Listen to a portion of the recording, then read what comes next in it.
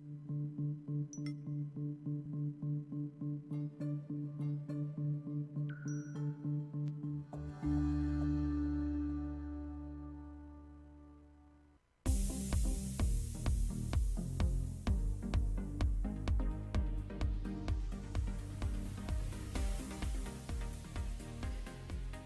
everyone, welcome back to the Ask Dr. Be Good show, where we try to bring you positive things that are going on in public education every week, and today's no exception.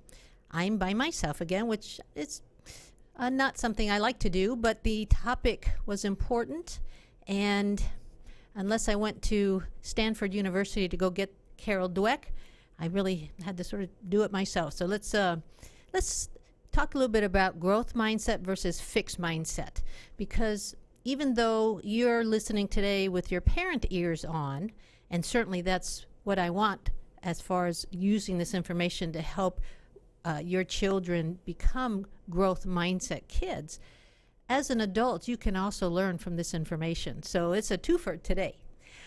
All right. Growth mindset versus fixed mindset. What it is, what it's not, what it does, what it doesn't do. Those are all things that we're going to delve into today. But we're going to start with a short video that will go into it a little bit more.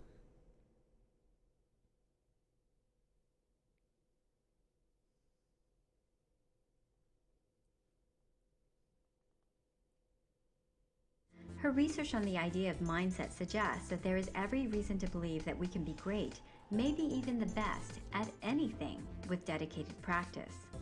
But in order to get there, we need what she calls a growth mindset, which simply means believing that our abilities, including intelligence, are largely a result of time, effort, and practice. A growth mindset stands in contrast to a fixed mindset, which limits us by making us believe that we are either born with certain abilities or not. For example, our fixed mindsets might tell us that we're an English person, but not a math person. Sound familiar? Having the right mindset is important because it affects behaviors which greatly influence whether or not you will succeed at something. For example, if you have growth mindset, you're more likely to embrace challenges, appreciate feedback, and when failures happen, you don't allow it to define you, and instead, you use it to help guide how you can improve. Those who have a fixed mindset, on the other hand, shy away from challenges, don't implement feedback, and in fact often feel defensive about the criticism. And when failures happen, it's devastating and feels like an attack on one's worth. You can see that there is a self-fulfilling prophecy here. If you believe that your abilities can improve, you'll engage in behaviors which make it so. If you believe your abilities are more or less immutable, you don't try to improve, and so you don't. If you recognize yourself as having a fixed mindset about things, well, you can change that. Practice having a growth mindset, and the sky's the limit.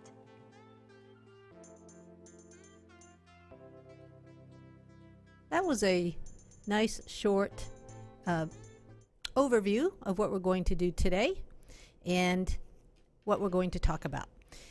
So Carol Dweck, very, very famous psychology professor at Stanford University, came up with research around what she found in our personalities. She found that through her studies that some of us have a fixed mindset and some of us have growth mindsets. And we're going to talk a little bit about how that plays out, but first let's talk about her research. So she studied the reaction of not only adults but children in certain tests and studies. And so the first one I want to bring up is the one that she did with 4-year-olds. So the 4-year-olds were given the task of having puzzles. So they could pick an easy puzzle or a hard puzzle. And this is a quick and dirty way of knowing what kind of mindset you're working with. So as you can well imagine, the kids that had fixed mindsets wanted to work on the easy puzzles. And when I say easy, they had done them before. The growth mindset kids, not so much. They wanted to have the challenging puzzles. Matter of fact, they could not understand why some of the kids wanted to redo a puzzle they'd already done. So that was a very quick way of finding out who your fixed mindset kids were versus your growth mindset. So that was really a perfect example, and one that you might try at home, especially if you've got younger kids, just to not to consider your kids lab rats, but it's important that you as parents help us create a growth mindset, or a better, stronger growth mindset, depending on where they are. And these are some of the little tests you can use to see where your child is and how much work you're going to have to do to help them become more growth mindset type of personalities and brains. She also quotes one 7th grader who captured the difference beautifully. She said, "I think intelligence is something you have to work for. It isn't something given to you. Most kids, if they're not sure of an answer, will not raise their hands," and we've seen that. But what I usually do is raise my hand, because if I'm wrong, my mistake will be corrected. Or I'll raise my hand and say, how can this be solved? I don't get this. Can you help me? And by doing that, I'm increasing my intelligence. So obviously, the teachers there have used growth mindset strategies to help her welcome the opportunity to learn around something that she may not be right, have a right answer on. So things got even more interesting when she brought people in to study how brains behaved in difficult situations. And what she found was that those with fixed mindsets were only interested in hearing feedback that reflected directly on their present ability. But they tuned out the information that could help them learn. And matter of fact, they didn't even want to know the right answer if they got it wrong. So, because what is happening with a fixed mindset brain is that it challenges themselves and their thought that they are smart. And that's really hard for them to accept. The growth mindset, on the other hand, were keenly attentive to information that could help them expand their existing knowledge and skills, regardless of whether they had gotten the answer right or wrong. In other words, their priority was learning and not success, and not only success. So these findings are especially important in education, as you can well imagine, because we are constantly in the question and answer stage, and we want kids to feel comfortable answering questions. But if we've not done a good job in growing their growth mindsets, then we get kids who are afraid to raise their hands. They're afraid to answer, to take the risk to answer. Now, the final test that I'll bring to your attention was one that she had with kids with math problems. She had some fairly hard, not super hard math problems that she brought to several children who were both fixed and growth mindset kids. So when they finished answering the questions, the researchers praised them, but one group they praised with, you got this many right, you must really be smart. And then the other group were praised differently. They were praised, you got this many right, you have really worked hard to get this many correct. So then they had the opportunity to have more challenging problems. And the fixed mindset kids were not open to having more challenging problems because they recognized that they might have trouble with them. Whereas the growth mindset kids welcomed those harder problems because they knew that they had an opportunity to learn something new. So one of the takeaways that Carol Dweck learned from her research, and she's written many books on it, is that by calling kids smart, it actually is not a healthy praise. By calling kids smart, it actually creates a fixed mindset. And that's what I'm here today to help you help your children, along with our teachers, in helping your kids, our kids, feel more comfortable around failure. So the most interesting part of this study was what happened next. So the last part of that activity, that study, was for the kids to write a letter about their experience, and they had to put in their letter what score they had gotten. So 40% of the fixed mindset kids lied about their score, and that's been proven more than once over the years. A fixed mindset, or calling kids smart and praising kids for just being smart, actually locks them into the thought that they must cheat and lie, so that people won't find out that they're not possibly really smart. So there's some psychology going on there that, now that we know about it, we need to work around and help them through. So that's why we're here today.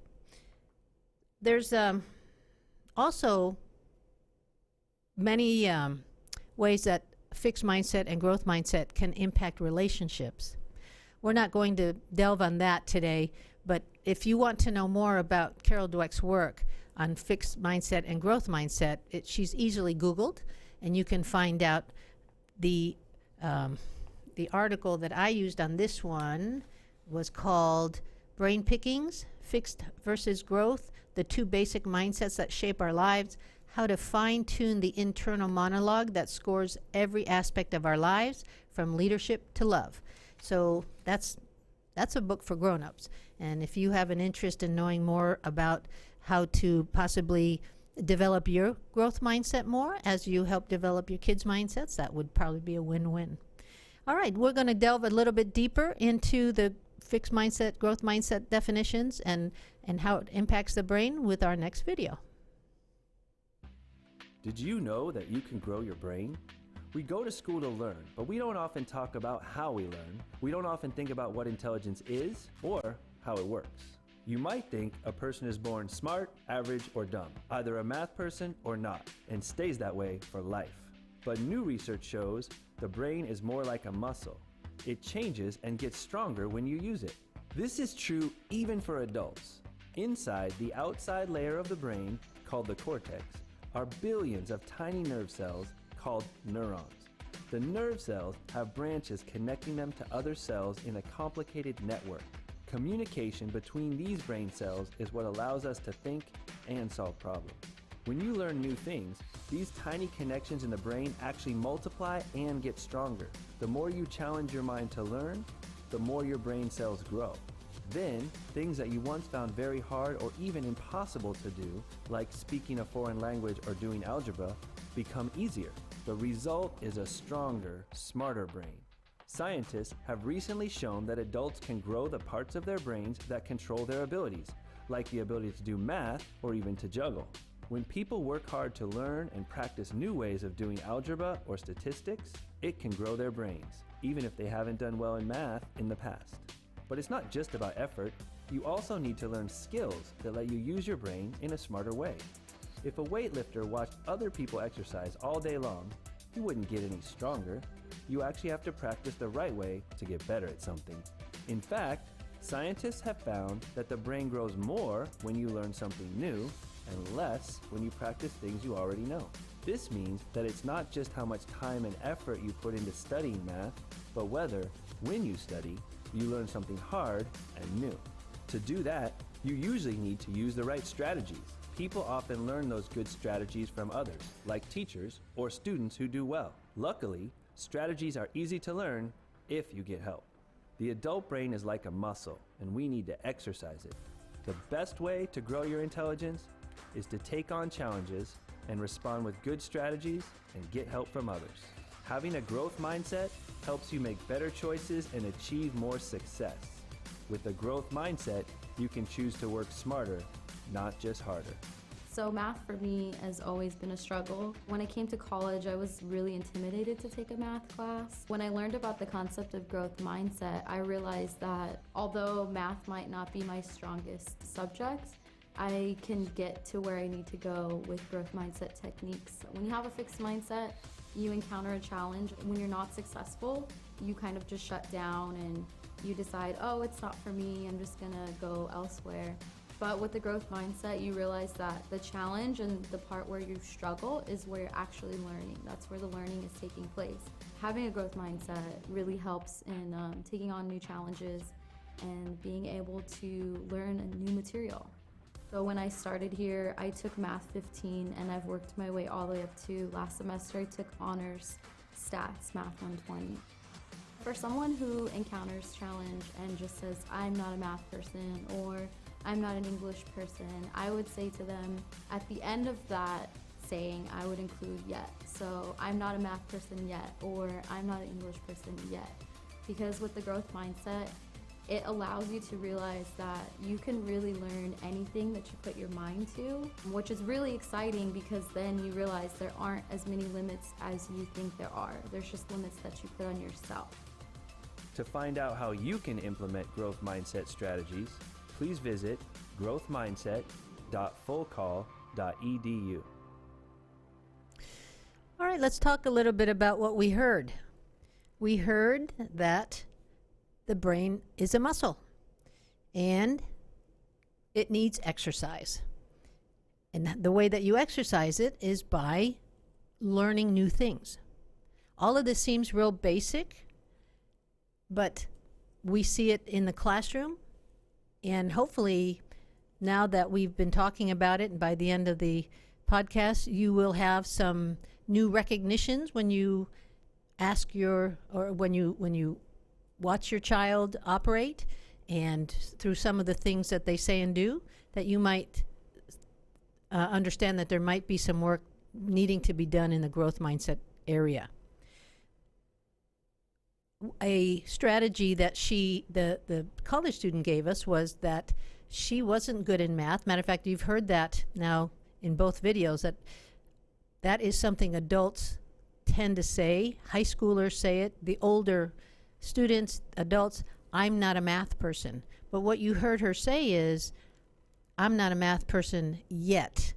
And by adding that little word at the end of that sentence and having a growth mindset, she is now taking honors math stats. I mean, that's pretty impressive for somebody who used to call herself not a math person. And she also reminded us that it's the limitations that we put on ourselves that keep us back, not our brain. Our brain is ready to work. We just sometimes don't work it hard enough. So why are we focusing on failure so much? Well, one of the things that we've learned is that we protected our kids a lot over the last 10, 15 years. And many of our children, by being protected so much from failure, have fixed mindsets. They don't lose well. They don't take up challenges well. They don't want to work harder easily. All those are all signs of fixed mindsets, because well-meaning parents who love their children sometimes don't understand that by keeping failure from happening, it keeps their kids from growing in the growth mindset area, and from developing the coping skills necessary to overcome failure in the future when their bigger problems come up. So let's talk about 3 reasons why failure is good. Failure is a redirection. It shows you where you shouldn't be. When you get there, then you know to do something else. Failure is an opportunity. It's a chance to reevaluate and to come back stronger with better reasoning. And so there's that opportunity to come back stronger the second time or the third time. Failure is not fatal, no matter how hard it may be to know that failure simply means that you get another shot to try again. And those, again, seem simplistic, but let's talk about people who have failed not once, not twice, but people who have failed repeatedly. So I have here 21 famous failures who refused to give up. Let's talk about Albert Einstein. Albert Einstein was thought to actually be disabled in school, mentally disabled, and he was not considered a successful student, but he went on to, of course, be internationally famous for his accomplishments. Beyonce has a network of $500 million, but she had multiple failures and lack of success before she got there. Of course, you know that Bill Gates was a failure at college. He went to college and didn't finish. He is now worth $80 billion.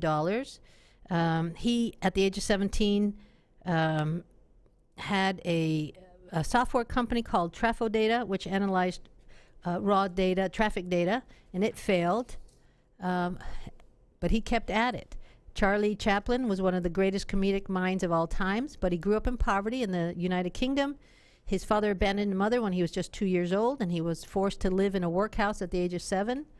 When he was 9, his mother was permanently committed to an insane asylum, and yet he became one of the most famous comics ever. Dr. Sanders, Colonel Sanders from the fried chicken, he failed repeatedly at his recipes until he only had $105 to his name, and now he has and 1,009 restaurants rejected him before offering to accept his recipe. Dr. Seuss was rejected 28 times. His first book, and I think I saw it on Mulberry Street, was rejected 28 separate times. And by 1991, the time of his death, he had sold 600 million copies in 20 different languages. Fred Astaire, Henry Ford, Jim Carrey, J.K. Rowling, some of you may recognize that name. She wrote Harry Potter. She was a single mother living on welfare, trying to support her daughter. It took her 7 years to write Harry Potter and the Sorcerer's Stone, and when she finished, all 12 major publishing houses rejected the book. Katy Perry, it took her nearly 10 years of failure and hard work before she released the critically acclaimed song in 2008. Keanu Reeves and Robert Kiyosaki, who is famous for Rich Dad, Poor Dad books, financial literacy. At the age of 30, his company went bankrupt. His next company 3 years later went bankrupt, but he never gave up. Stephen King, Sylvester Stallone, by the way, he was rejected by 1,500 talent scouts over the years until Rocky. Matter of fact, he was forced to sell his dog for $25 to turn the lights back on when the electricity went off. Thomas Edison, he failed over 10,000 times. And Walt Disney, it took him many heartache to create Mickey Mouse. So the point here is we need to stop thinking of the word failure as a bad word and a bad thing to do. We need to get much better at helping our children understand how to be open to challenges. So let's talk about some steps. We have a short video that will help us with steps. Growth mindset. You probably know what it is, or at least have heard of it by now. But just knowing about it is not going to do you any good unless you know how to practice it like a skill. So in this 2-minute drill, we're going to walk you through the 5 simple steps that you can learn how to practice and develop a growth mindset. Step 1, learn how skills are developed through deliberate practice.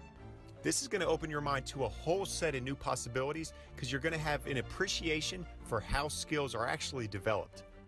Step 2, approach a situation today with the mindset of getting better versus looking good. Yep, sorry about this. This is going to require you to practice the V word, vulnerability. Step 3, go all in on a task today. This step requires you to give your full attention and effort to the task at hand because it raises your awareness of what your potential actually can be. Step 4, accept the challenge today with a loose grip mindset. This means that you detach yourself from the outcome so that you can be fully involved in the moment and enjoy the process. In step 5, create a mistake opportunity ritual. This is when you create any kind of physical gesture where you wipe off the mistake and then put your focus into the opportunity that's ahead of you. This is a great reminder that when you're pushing yourself just beyond your comfort zone and making mistakes, you know you're moving in the right direction. So there you go. That's the 5 simple steps that you can begin to practice now to develop your growth mindset. Hope you enjoyed this 2-minute drill. For more videos like this, check us out at flowtrainingdevelopment.com. Oh, and always remember, if you're not training, you're not gaining. Okay, so let's go over those 5 steps again. Learn how skills are developed through deliberate practice. What that means is that if we want to get better at soccer, for example, or let's say that our child, there's a certain part of what the coach wants him to do while playing soccer that your child's not very good at. Deliberate practice means coming up with a plan. When are we going to practice that outside of the coach's practices? Deliberate practice means doing extra. So you come up with a plan with your son or daughter and say, hey, how can we get better at this skill area outside of your regular practice? Because your regular practice evidently is not enough. And so what do we do differently? The next one is get better. You have to get that mindset of getting better versus looking good. And what that means is you have to become vulnerable. You have to allow yourself to be vulnerable and let people see you make mistakes if that happens. So getting better versus looking good. The third one, go all in on the task today. So just give it all your attention. Put your phone down, put your device down. If you have to do some kind of practice on something, go in with that complete presence. And then the next one, accept challenges with a loose grip mindset. Again, what that means is don't go in there to succeed. You accept the challenge to do the work with your best effort, no matter what the outcome is. Because you have that mindset, you will have the learning mindset of accepting whatever outcome happens so that you can do better next time. And then the last one, create a mistake opportunity ritual, pushing yourself beyond your comfort zone. So let's say, and we'll do kids, but let's say that we want our kids to, I'll use soccer again. We're going to ask our child to do something that we already know they have trouble doing, but we're creating that opportunity to not be good at it until he or she is good at it.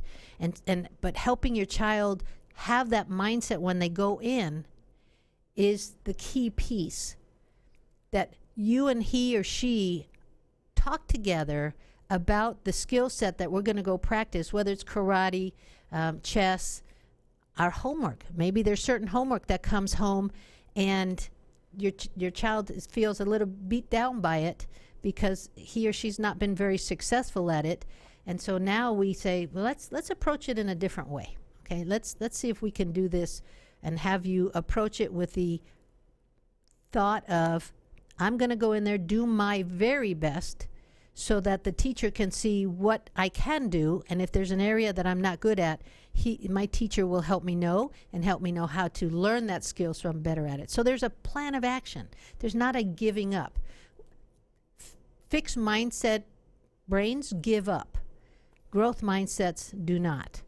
And the last piece is a chart that I have for you.